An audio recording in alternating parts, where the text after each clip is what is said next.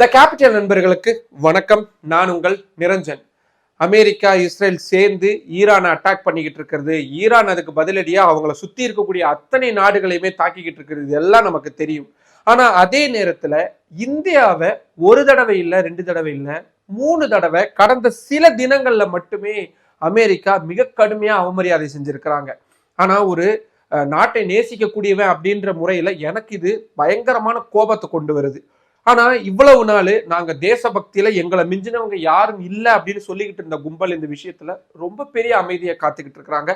அதை பத்தி தான் இந்த வீடியோல நம்ம இன்னைக்கு விரிவா பார்க்க இருக்கிறோம். அதுக்கு முன்னாடி நம்ம சேனல்ல இன்னும் நிறைய பேர் சப்ஸ்கிரைப் பண்ணாம பார்த்துட்டு இருக்கீங்க. உங்களுக்கே தெரியும், உங்களுடைய ஆதரவை நம்பி மட்டும்தான் டெல்லியில இருந்து இயங்கக்கூடிய முதல் தமிழ் யூடியூப் சேனல் அதை நடத்திட்டு இருக்கு. இப்போ இந்த மாதிரியான ரொம்ப ரொம்ப முக்கியமான இன்ஃபர்மேஷன்ஸ் உங்களுக்கு உடனுக்குடன் வந்து சேரணும் அப்படின்னா நம்ம சேனலை சப்ஸ்கிரைப் பண்ணிக்கோங்க.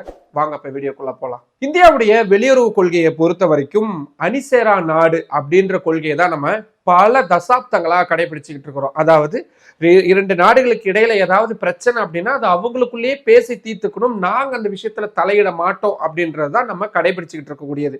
அதே நேரத்துல இந்தியாவுடைய உள்நாட்டு விவகாரங்கள்லயோ இந்தியாவுடைய வெளிநாட்டு தூதரக விவகாரங்கள்லயோ மற்ற எந்த நாடுகளையும் உள்நுழையறத நாங்க அனுமதிக்க மாட்டோம். அதாவது நாங்களும் எந்த வம்புக்கும் போக மாட்டோம், எங்க பிரச்சனைக்கும் யாரும் வராதிங்க அப்படின்றதுதான் இந்தியாவுடைய ஒன் லைன்ல ரொம்ப சிம்பிளா சொல்ல வேண்டிய ஒரு வெளியுறவு கொள்கையா நம்ம கடைபிடிச்சிட்டு இருக்கிறோம். ஆனா பிரதமர் நரேந்திர மோடி தலைமையிலான பாரதிய ஜனதா கட்சி ஆட்சி மத்தியில அமைஞ்சதுக்கு அப்புறமா இந்த கொள்கையிலிருந்து கொஞ்சம் கொஞ்சமா நழுவி போய்கிட்டு இருக்கிறோமோ அப்படின்ற விஷயம் இருக்கு. எந்த அளவுக்கு நமக்கு தெரியும், இந்தியா பாகிஸ்தானுக்கு இடையிலான அந்த போர் அப்படின்றது, சண்டை அப்படின்றது நடந்து நம்ம ஆபரேஷன் சிந்தூர் அப்படின்றத நடத்தி பாகிஸ்தானுக்கு தீவிரவாதத்தை ஊக்குவிக்கக்கூடிய அந்த நாட்டுக்கு தக்க பதிலடி அப்படின்றத கொடுத்திருந்தோம். முழுக்க முழுக்க இது இந்தியாவுடைய வெற்றி, இந்திய இராணுவத்துடைய வெற்றி, இந்திய விமானப்படையுடைய வெற்றி, ஒவ்வொரு இந்தியர்களுடைய வெற்றி. ஆனா இந்த வெற்றியில ஒரு தடவை இல்லை, 2 தடவை இல்லை, 80 முறைக்கு மேல சொந்தம் கொண்டாடி இருக்கிறாரு அமெரிக்க அதிபர் டொனால்ட் ட்ரம்ப். என்னன்னு, அமெரிக்கா தான் தலையிட்டுச்சு, அதிலும் எஸ்பெஷலி நான் தான் தலையிட்டேன், நான் தான் இந்தியாவுக்கும் பாகிஸ்தானுக்கும் இடையில இருக்கக்கூடிய அந்த சண்டையை நிறுத்தினேன் அப்படின்றத மீண்டும் மீண்டும் சொல்லிக்கிட்டே இருக்கிறாரு. நம்ம தரப்புல இருந்து ஒரு வலுவான பதில் அதுக்கு கொடுக்கப்பட்டதா அப்படின்னா பெரிய அளவுல கொடுக்கப்படல. ரொம்ப சாஃப்டான தொனியில தான் மத்திய பாஜக சர்க்கார் அதுக்கான பதில் அப்படின்றத கொடுத்திருந்தாங்க. சரி, ட்ரம்ப் ஒரு தற்பெருமை பேசக்கூடிய நபர் அப்படின்றதுனால அதை கடந்து போயிடலாம். ஆனா கடந்த சில தினங்களா இந்தியாவுக்கு எதிராக ரொம்ப சிஸ்டமேட்டிக்கா அமெரிக்கா ஒரு விதமான அவமரியாதை செய்யக்கூடிய விஷயத்த செஞ்சுக்கிட்டு இருக்காங்க. என்னது, ஈரானுடைய போர்க்கப்பல் ஒண்ணு இந்தியாவில் நடந்த மிலன் அப்படின்னு சொல்லுவாங்க, அதாவது பல நாடுகள் சேர்ந்து பாதுகாப்பு ஒத்திகைகள்லாம் பண்ணுவாங்க. அந்த வகையில இந்தியா இந்த வருஷத்துக்கான அந்த பாதுகாப்பு ஒத்திகைகள், குறிப்பா கடல் வழி சார்ந்த பாதுகாப்பு ஒத்திகைகள் அப்படின்றத செஞ்சிருந்தாங்க. இதுல ஈரான் நாட்டில இருந்தும் போர்க்கப்பல் அப்படின்றது அனுப்பி வைக்கப்பட்டிருந்தது. நம்ம விருந்தினரா நம்ம அழைச்சதன் பேர்ல தான் அந்த நாட்டுடைய போர்க்கப்பல் வந்திருந்தது அப்படின்றது கவனத்தில் எடுத்துக்கோங்க. நம்ம கூப்பிடாம இருந்தோம்னா அவங்க வந்திருக்க மாட்டாங்க. அந்த போர்க்கப்பல் இந்தியாவுடைய விருந்தினரா நம்ம நாட்டோடைய அந்த நிகழ்ச்சிகள் எல்லாம் கலந்துகிட்டு ஈரானுக்கு ரிட்டர்ன் போகும் பொழுது அப்கோர்ஸ் போர் அப்படின்றது வந்துருச்சு. இதுல மிக மோசமான விஷயம் என்னன்னா, அமெரிக்கா அதோடைய நீர்மூழ்கி கப்பலை வச்சு ஈரானுடைய அந்த போர்க்கப்பலை அடிச்சு நொறுக்கி காலி பண்ணிட்டாங்க. அதுல 80க்கும் அதிகமானோர் உயிரிழந்துட்டாங்க. இது எல்லாத்தையும் விட மோசமான விஷயம் என்னன்னா, இப்படியான பாதுகாப்பு ஒத்திகைகளுக்காக வரக்கூடிய கப்பல்கள்ல ஆயுதங்கள் எதுவுமே இருக்காது. ஏன்னா அதுதான் ரூல். அப்படி நிராயுத பாணியா வந்த ஈரானுடைய அந்த போர்க்கப்பலை தான் அமெரிக்கா தாக்கி அழிச்சிருக்காங்க. எவ்வளவு கோழைத்தனமான விஷயம். ஆனா இப்படி பண்ணதுக்கு இது வரைக்கும் இந்திய அரசாங்கம் கண்டனங்கள் எதையும் தெரிவிக்கல.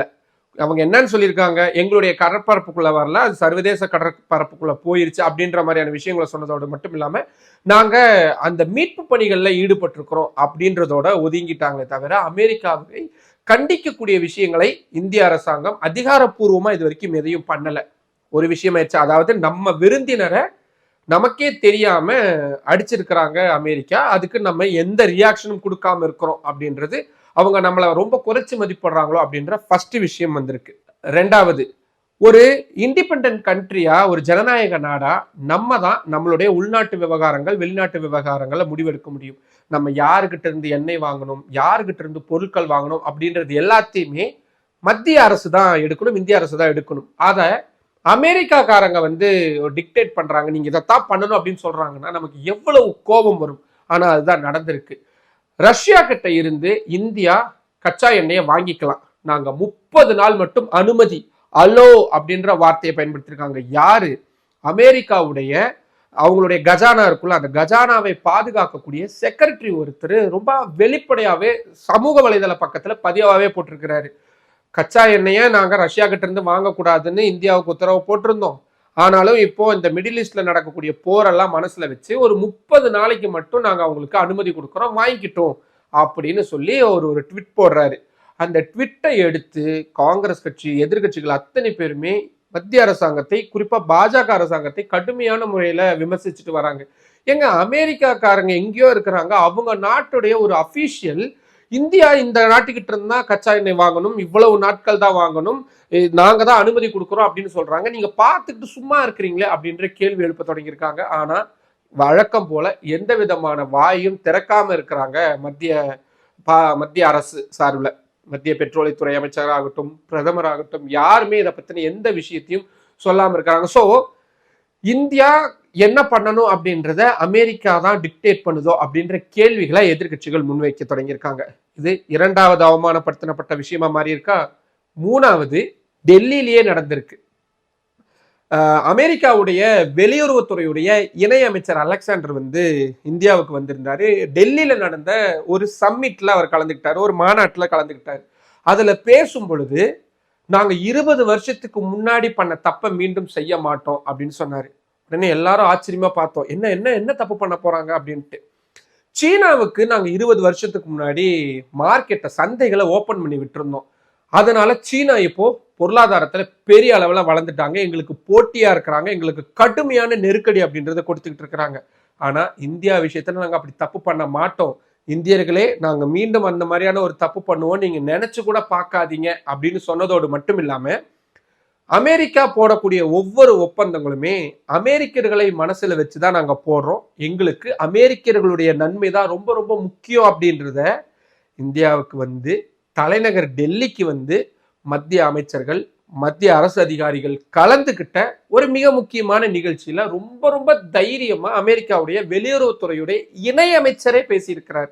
அது ரொம்ப முக்கியம். அது மட்டும் இல்லாம கடைசியா அவர் முடிக்கும் பொழுது என்ன சொல்றாரு, அமெரிக்காவும் இந்தியாவும் ஒருங்கிணைஞ்சு நாங்க வேலை செய்வோம், பெரிய அளவுல போவோம் அப்படின்லாம் சொல்றாங்க. ஆனா அவர் பேச வந்ததுக்கான தொனி சுப்ரீம் பவரா, டாப் லீடரா எப்பவுமே அமெரிக்கா தான் இருக்கும், இந்தியாவை நாங்க சீனா மாதிரி பெரிய இடத்துக்கு, எங்களுக்கு போட்டியாளர் அப்படின்ற இடத்துக்கு நாங்க வளர விட்டுற மாட்டோம், சந்தைகளை திறந்து விட்டுற மாட்டோம், நாங்க தான் இந்தியாவை சந்தையா பயன்படுத்துவோம் அப்படின்றதுதான் அவர் ரொம்ப தீர்க்கமாகவும் ரொம்ப ஆழமாகவும் ரொம்ப நுணுக்கமாகவும் வலியுறுத்தி இருக்கிறார். அப்கோர்ஸ் நீங்க எல்லாம் நினைப்பீங்க, ஆஹா இந்தியாவில் இப்படி எங்களை பத்தி இப்படி பேசிட்டாங்களே, கொந்தளிச்சிருப்பாங்கன்னு நினைக்கிறீங்கல்ல, அதெல்லாம் எதுவுமே கிடையாது. வழக்கம் போல இப்ப வரைக்கும் அந்த அமைதி அப்படின்றது நிலவிக்கிட்டு இருக்கு. இப்ப நான் சொன்னல 3 விஷயம், இந்த 3 விஷயமும் எனக்கு பர்சனலா பயங்கர கோவம் வருது. ஏன்னா இந்தியாவை அமெரிக்காக்காரங்க இந்த விஷயத்துல அவமரியாதை செய்யறாங்க அப்படின்னு தான் நான் பாக்குறேன். தேசபக்தி இருக்கக்கூடிய உங்கள நிறைய பேருக்கும் அதே மாதிரியான கோபம் வரும். அது யாருங்க அது அமெரிக்காக்காரன், அவன் எப்படிங்க நம்மளை டிக்டேட் பண்ணலாம், எப்படிங்க நமக்கு ஆர்டர் போடலாம் அப்படின்னு உங்களுக்கு தோணும். ஆனா தேசபக்தி எங்களுக்கு தான் அப்படின்னு சொல்லக்கூடிய பாரதிய ஜனதா கட்சியை சேர்ந்தவங்க இந்த 3 விஷயத்துக்கும் அப்படியே உல்டாவான ஒரு வியூ அப்படின்றத கொடுக்குறாங்க.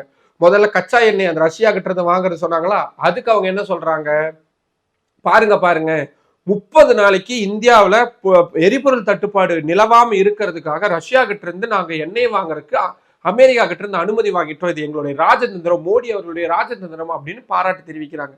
மொதல் விஷயம், அவங்க கிட்ட எதுக்கு கேட்கணும், அவங்க எதுக்கு ஆர்டர் போடணும்? ஏன்னா கடந்த காலங்கள்ல அமெரிக்க அதிபர் டொனால்ட் ட்ரம்ப் இந்தியாவுக்கு எதிராக எவ்வளவு மோசமான நிலைப்பாட்டை எடுத்தாரு, வரி விதித்த கூட்டினாரு, இந்தியாவுடைய பொருட்களுக்கு நாங்க இறக்குமதியை தடை செய்யறோம் அப்படின்னு எவ்வளவு அட்டூழியங்கள் பண்ணாரு. அப்பெல்லாம் அமைதியா இருந்தவங்க இப்ப டைரக்டா அவங்க ஹிட் பண்றாங்க, அப்பவும் அமைதியா தான் இருக்கிறாங்க. போர்க்கப்பல் சார்ந்த விவகாரங்கள்ல நாங்க அணிசேரா நாடுகள்ல இருக்கக்கூடியவங்க நாங்க எதுவும் தலையிட மாட்டோம் அப்படின்னு சொல்லிட்டாங்க. இந்திய விருந்தாளியை அடிச்சிருக்காங்க அப்படின்றது ரொம்ப முக்கியமானது. சரி, மூணாவது அமைச்சர் பேசுனதுக்கு, ஆனா அமைச்சர் கடைசியா என்ன சொன்னாரு, இந்தியாவும் அமெரிக்காவும் வளரும், சேர்ந்து வளரும் அப்படின்னு சொன்னார்ல, அதை மட்டும் பாருங்க அப்படின்றாங்க. எனக்கு புரியல, அவங்க டெலிபரேட்டா இந்தியாவை அவமரியாதை செய்யணும், அவங்க அவ்வளோ பெரிய ஒரு இதுவா பார்க்கல அப்படின்றது இருக்கும் பொழுது ஒரு அதற்கான எதிர்வினை அப்படின்றது எந்த அளவுக்கு வரணும்.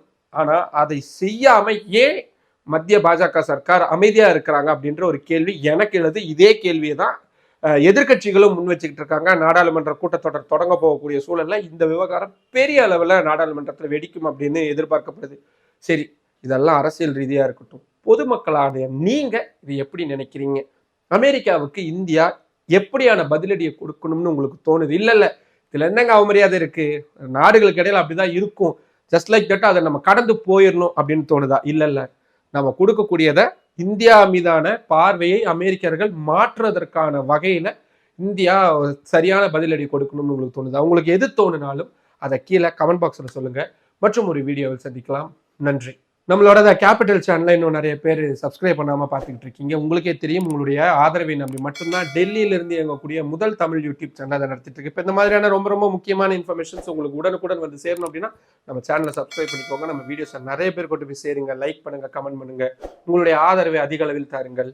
நன்றி.